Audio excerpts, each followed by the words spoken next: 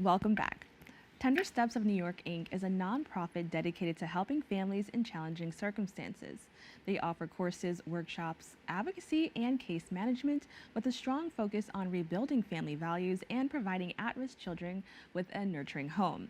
Here to tell us more about Tender Steps of New York Inc.'s president and founder Evelyn Bautista-Miller and board member Dr. Audrey Baker. Thank you both so much for joining us. Thank you for having us. Now, could you introduce us a little bit more and tell us about Tender Steps of New York and its overall mission? Thank you for having us once again. I feel like home. I graduated from Wharton High School, here, behind here, from the Bronx, and pretty much I had relocated to Rockland County, and in the work that we have done, I saw a need. And the need was very dear to my heart as a first-generation Dominican, parents with language barriers and just acquiring resources. And we created this nonprofit, and we're going to be celebrating 10 years of, wow, congrats. of supporting families and children, as well as school officials. Well, I want to expand on that a little bit more. You talked about like your upbringing and kind of being in this area. Can you talk a little bit more about like why that's so important that like people from the community are, using their platform to help others within the community? Absolutely. I feel that we are put here for a purpose, and I came from the New York City Housing Authority, NYCHA projects, pretty much being raised during the crack times when you're going down the stairs in the project and you see the crack valves and all that. But despite that different adversity, we had a wonderful nuclear family. Both my parents were just incredible in utilizing resources and inspiring us and empowering us, as well as utilizing our gifts to be a blessing to others. Now, I also want to mention the fact that, I said that it's really focuses on rebuilding family and providing like just opportunity for children in the area. How do you and your team approach this mission? As I can imagine that it is probably quite challenging to even help like kids within your own family. So, how do you approach that when you're helping a bunch of children and young adults within the community? I'm going to ask Dr. Baker to answer. She's been one of the long-standing board members for Tender Steps. So, Dr. Baker, maybe Thank you so very much. It's a pleasure to be here, and it's a pleasure to have worked with Evelyn for almost 10 years. I'm one of the oldest members in the organization. And I call myself the grandmother. And I said long-standing. I don't know about the age part. And, we are impassioned about what we do here. We have had wonderful backgrounds. We've had wonderful parents who brought us to the point of understanding and having a goal value system to uplift the community and uplift humanity. And I'm an educator. You don't ever retire as an educator. You remain an educator. Retire New York City principal. That's right. Oh, okay. Yes, thank you. And so we are accustomed to dealing with families. We are compassionate. We are involved with providing families with hope and with the success and providing efforts to make them successful in their lives. So no matter if they are dealing with crisis at this particular point, they are maybe out of their home or they're going through an economic crisis, we have been, and Evelyn has been so forthright and so diligent in trying to provide the kinds of resources and hope that we have had ourselves to extend it to the members of our community, whether you're in New York City, because I'm from Brooklyn, or from Rockland County. Now, what are some of the key services you offer to achieve these goals? Especially with what we're dealing now with undocumented children, families, language barrier has been one of the main support systems we've been doing in terms of offering interpreting services, offering support for families who are not able to learn how to navigate the system due to the language barriers. So in what we also have done is, as I mentioned, parenting workshops within shelters We've done parenting workshop within school systems, just helping families, especially with the name of Tender Steps in New York. I came up with that because I know that as a person of color, it's really hard to ask for help. And using the word tender, I thought that was more welcoming, and not to have families that are shameful of getting help. And in terms of the other programs that we do a lot of collaboration because there's so many organizations that are doing great work. A lot of times, the lack of collaboration really makes it less that you're making an impact. So Tender Steps have been very instrumental in building that bridge, especially with the 2 chapters in the NAACP in Rockland County, as well as legislators. We've done interpreting for them when they're trying to communicate with the community for different capacities. We've also done renovation at a shelter. I mean, it's something that we didn't do it alone. We collaborated with another nonprofit, and that's something that's important to share because we can't do it alone. I also, you mentioned something that I thought was so important, and you said that like sometimes families may feel shame. I also want to add that to see that, the people who are behind the organization look like the families, I can imagine is also so important because especially when we're dealing with families, sometimes there's a lot of distrust. When someone says they're going to help you, maybe people are afraid, does this mean they're going to take my children away? Does this mean that they don't think I'm a fit parent? How do you deal with that, or how do you use the power that you have in the community to let the people know, like, I came from where you came from, and like I understand what you're going through, and not that it's like a stranger saying that they're going to help your family? I think knowing another language, especially Spanish, has been very instrumental as an Afro-Latina that I am. That also takes some family back because they see the way I look, and then when to hear me speak another language, it is empowering to them to know that, I'm not alone, or I don't need to grab my niece to be my interpreter, because that was me. I used to go to welfare appointments, my mom, to do the interpreting for her. My siblings, we used to take turns to do that, and I remember how they treated my mother. And I know that language barrier, sometimes people mistake not knowing the English language as not being intelligent. Right. And that's really unfortunate because a lot of these adults leave their country being a doctor, a surgeon, attorney, and guess what? When they come to the United States, you have to start from square one, right? And the most important thing is learning the language. So that's something that we really support in helping them understand that despite that, we're here for you and we're gonna actually help you. We did a series of Spanish-only workshops in Washington Heights, and what was interesting about it is that the parents did not know English at all, so this was Spanish only. And what touched me was when I was doing the workshop with them, as well as the board member who supported me there, I asked them one question, and it was one of the most emotional questions. I said to them, what was the dream that you gave up to come here and to be there for your family? And no one ever asked them that. Like, it was very emotional, and it was a great process towards the ending of it. And I think you can definitely add to that, yeah. Well, one of the things that we have been doing in our organization is to do the mentoring. It's a very, very important piece, and it's significant to us because we're not just doing it to the parents. We're also doing it with the students, and we're doing it collaboratively. We're not doing it in a cellular form. So that we go to the colleges and do presentations, youth as well as parent presentations. We also go into the schools, and having been educators, we know how to facilitate and navigate that road so that we can provide community service credits for the students. So we have had projects where we recruited students to come out, and then they get credits on the high school program for having been assisting us in our little projects. Well, I wanted to expand on that. You both have such an extensive background working with families and children, and then also being an educator. What have you used from your past experience to help with the work that you're doing now? Well, I'm a mother. I'm here with my amazing husband, who's definitely a great partner. We have 4 kids together. So we were like, okay, we're not going to have a 5th. I was like, so I want to have another baby.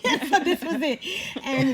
And what's interesting about it is I have 4 amazing children, and each of them are different, right? So there's different challenges, and knowing what I go through, and I'm a professional, I went to the most prestigious, college for social welfare, SUNY Albany. I got that administrative, all of these things. But guess what? When you become a parent, all that goes out the window because we lose our cool and we have to try to compose ourselves.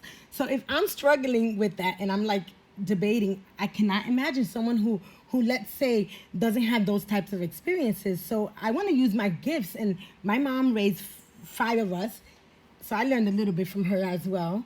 And especially with the fact that I know that I was only 22 when I lost my dad. He unfortunately passed away on the flight 587, which was the flight that crashed like 2 months after September 11th. This was the flight going to the Dominican Republic. Now, I was 22 when that happened, and I'm so grateful that I had a great foundation with both my parents, that it wasn't the end for me in the sense of being motivated, because my mother was an incredible woman. But that prompted me to say, you know what? I'm here for a reason. That was horrible what occurred, but yet I know I have more to give. And that's what brings me to this space. That's amazing. Thank you so much for sharing that. And I'm curious to know, what have you used from your background as an educator to help you with the work that you're doing for the community now?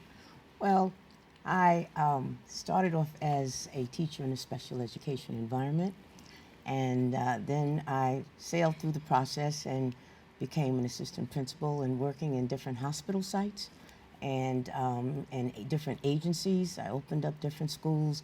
I was one of the few to have an agency school actually come out to a regular school building. Then I became the director of pupil personnel in the Bronx for 24,000 children, became the principal. I have run for a position for the New York State Board of Regents. And I have a mother. My twin sister and I had a mother who lived to be 106 years old. So while everyone was doing Black Lives Matter, we were also doing Nursing Home Lives Matter.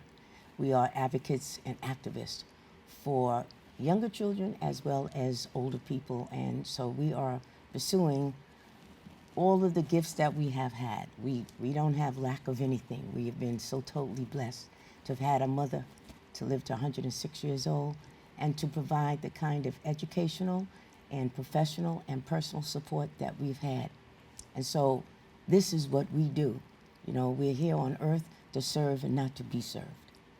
Thank you so much for sharing that. And that's pretty amazing, 106. I'm like, Yes. in awe by hearing that. So that's amazing. Now, I want to know, what was the driving force behind creating the nonprofit? And I can imagine it's like a lot of people have ideas and they want to do amazing things for the community, but it takes a lot of work. So can you just talk about that experience and, what kind of kept you pushing to kind of see where it's at right now? Yes, when I moved to Rockland County, this was in 2003, I started noticing that a lot of parents were not aware of their rights. Whether it's within the community, whether it's school, whether it's the library, things Voting. like that. What? Voting. So I said, I need to educate them because they don't know, and they don't know that they have more rights than certain circumstances. So that made me say to myself, I want to do this under an umbrella, under an organization. I want to be helpful and purposeful and intentional as well. I know that during COVID, that put us all in a challenging position because you had to reinvent yourself. So when COVID happened, I felt like I needed another wind of something to help me keep going. And I feel so blessed to have been one of the 5 that was honored as Woman of Distinction for 2020. And with that, I said, okay, so I could keep going. And of course, board members and I, we did webinars on where are we now. We created something called Redefining COVID, which is looking at the optimistic side of a terrible situation that we didn't know that was really coming. The 5 E's. With the 5 E's, the parent thing. Pretty cool stuff. Just to share a little bit, unfortunately, we lost our mom to COVID. And despite that adversity, again, that propelled me even more, like, I could still do this. And especially with board members, incredible board members for Tender Steps, that has helped us continue to be focused despite things that happen within people's lives. Yes. And the people that we're servicing have probably gone through worse things. Yes. So we can do this. Yes. Now, I understand that you have like workshops and like just seeing you like excited. I want to know like what can people expect, when they attend these workshops and some of the other services that you provide. Well, we don't do just academic and educational because we educate and inspire and involve all of our audiences, whether they're young or older, to be able to have hope and to take a look at where they are now so that they can catapult themselves to another platform of success.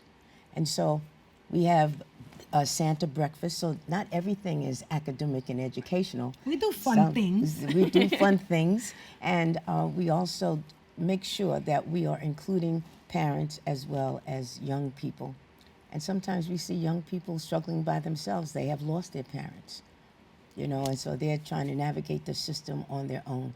And so Tender Steps has been a tender step to provide that kind of assistance to people who are going through crises and are unable to resolve them, and that if we're there, we can help them to navigate through the process. And we've also helped individuals that are not parents themselves. Like a lot of the students that are coming undocumented, they're moving in with their godfather, their godmother, their aunt, uncle, or they were being raised by their grandparent, and they're meeting their parents for the first time. We've encountered a lot of that. So what we do is provide the access to assisting them.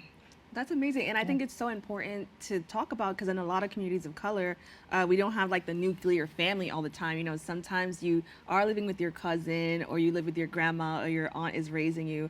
So I think that's so amazing that we have like organizations that recognize that and, kind of view it as like it's something normal. Like, that's just a normal part of family. I also want to we have like a few minutes left. I want to take a little bit to talk about this book.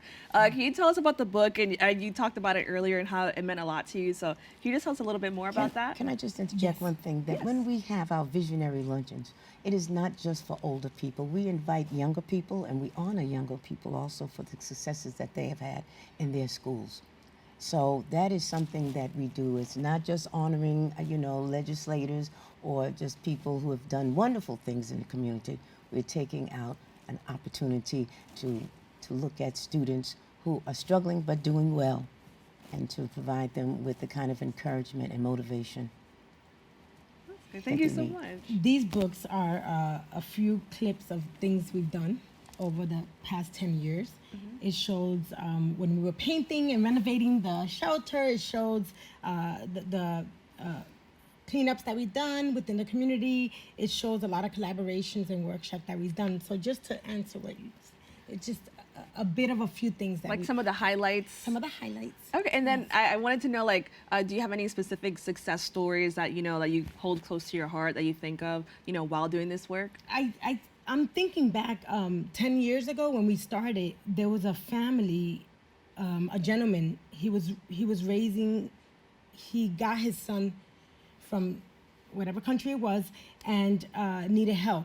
So he found me on Google and called the number, and what he needed help was something so simple as, where can I register my child? I haven't lived with this kid, with my son for years, but I want to get to know him. How can I do that? So it was just providing like the tools and, okay, so this is the resources, there's a community, and Tender Steps gets that a lot. Even we get questions for special education services and things like that. We've done workshop at Rockland Community College for special education 101. Because again, it's that they are not aware of, and it's just informing them of those. So thinking about that family that by himself raising his child, he was just so grateful that he was able to find somebody that had some information for him, and he didn't speak English. So that was one of the challenges that he had in getting support. Well, I think the work that you guys are doing is just purely amazing, and I'm so glad that I had an opportunity to talk to you about this. Could you quickly just let everybody know where they can go to learn more information? They can find it on our website, www.tenderstepsofny.org.